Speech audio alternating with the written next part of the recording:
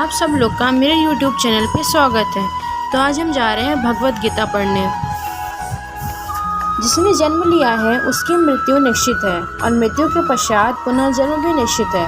अतः अपने अपरिहार्य कर्तव्य पालन में तुम्हें शोक नहीं करना चाहिए। इसका तात्पर्य ये है कि मनुष्य को अपने कर्मों के अनुसार जन्म ग्रहण करना होता है और एक कर्म अवधि समाप्त होने पर उसे मरना होता है, जिससे वह दूसरा जन्म ले सके। इस प्रकार मुक्ति प्राप्त के बिना ही जन्म मृत्यु का यह चक्र चलता रहता है। जन्म मरण के इस चक्र से वृथा हत्या, वध तथा युद्ध का समर्थन नहीं होता, किंतु मानव समाज में शांति तथा व्यवस्था बनाए रखने के लिए हिंसा तथा युद्ध अपरिहार्य है। कुरुक्षेत्र का युद्ध भगवान की इच्छा होने के कारण अपरिहार्य था और वह सत्य के लिए युद्ध करना क्षत्रिय का धर्म है। अतः अपने कर्तव्य का पालन करते हुए वह स्वजनों की मृत्यु से भयभीत या शोकाकुल क्यों था? वह विधि कानून को भंग नहीं करना चाहता था, क्योंकि ऐसा करने पर उसे अपने पाप कर्मों के फल भोगने पड़ेंगे, जिनसे वह अत्यंत भयभीत था। अपने कर्तव्य का पालन करते हुए वह स्वजनों की मृत्यु को रोक नहीं सकता था, और यदि वह अनुचित कर्तव्य पथ का चुनाव करे तो उसे नीचे गिरना होगा। सारे जीव प्रारंभ से अव्यक्त रहते हैं, मध्यावस्था में व्यक्त होते हैं और विनष्ट होने पर पुनः अव्यक्त हो जाते हैं। अतः शोक करने की क्या आवश्यकता है?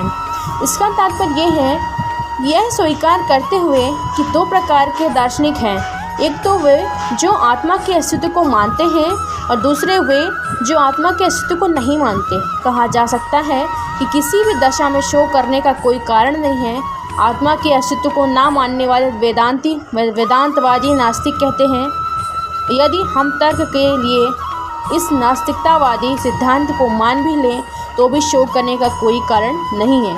अतः आत्मा के पृथक अस्तित्व के व्यतिरिक्त सारे भौतिक तत्व सृष्टि से पूरे अध्यक्ष रहते हैं। इस अध्यक्ष रहने का सूक्ष्म अवस्था से ही दृश्य की अवस्था होती है। जिस प्रकार आकाश से वायु उत्पन्न होती है, वायु से अग्नि, अग्नि से जल और जल से पृथ्वी उत्पन्न होती है। पृथ्वी से अनेक प्रकार के पदार्थ प्रकट होते हैं।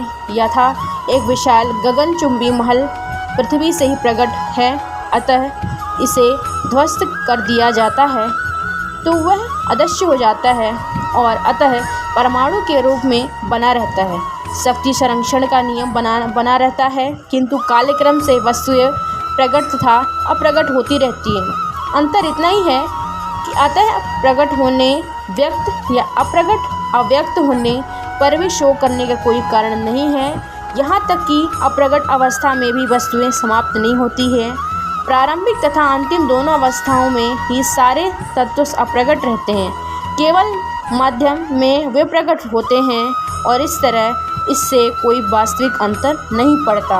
यदि हम भगवत गीता के इस वैदिक निश्चय को मानते हैं, यह भौतिक शरीर कालक्रम में नाशवान है किंतु आत्मा शाश्वत है, तो हमें यह सदा स्मरण रखना होगा कि यह शरीर वस्त्र के समान है। अतः वस्त्र परिवर्तन होने पर शोक क्यों? शाश्वत आत्मा की तुलना में भौतिक शरीर का कोई यथार्थ अस्तित्व नहीं होता। यह स्वप्न के समान है। स्वप्न में हम आकाश में उड़ते या राजा की भांति रथ पर आरूढ़ हो सकते हैं, किंतु जगने पर देखते हैं कि ना तो हम आकाश में हैं न रथ पर। वैदिक ज्ञान आत्मा साक्षात्कार को भौतिक शरीर के अनिश्चितत्व के आधार पर प्रोत्साहन देता है। अतः चाहे हम आत्मा के अस्तित्व को माने या ना माने, शरीर नाश के लिए शोक करने का कोई कारण नहीं है।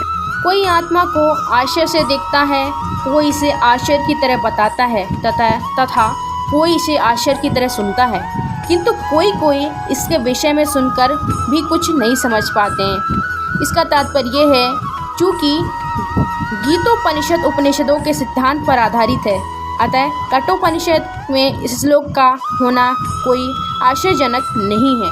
विशाल पशु, विशाल वटवृक्ष तथा इस स्थान में लाखों करोड़ों की संख्या में उपस्थित सूक्ष्म कीटाणुओं के भीतर अणु आत्मा की उपस्थित निश्चित रूप से आश्चर्यजनक है।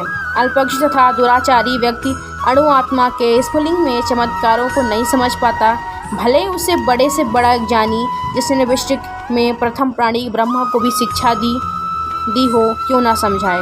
वस्तुएं के स्थूल भौतिक बोध के कारण इस युग में अधिकांश व्यक्ति इसकी कल्पना नहीं कर सकते। इतना सूक्ष्म कर किस प्रकार इतना विराट तथा इतना लघु बन सकता है। अतः लोग आत्मा को उसकी संरचना या उसके विवरण के आधार पर भी आश्चर्य से देखते हैं। इंद्रिया तृप्ति की बातों में फंसकर लोग भौतिक शक्ति माया से इस तरह मोहित होते हैं कि उनके पास आत्मज्ञान को समझने का अवसर ही नहीं रहता। यद्यपि यह तथ्य है कि आत्मज्ञान के बिना सारे कर्मों का दुष्परिणाम जीवन संघर्ष में पराजय के रूप में होता है, संभवतः उन्हें इसका कोई अनुमान नहीं होता कि मनुष्य को आत्मा के विषय में चिंतन करना चाहिए और दुखों का हल खोज निकालना चाहिए। धन्यवाद।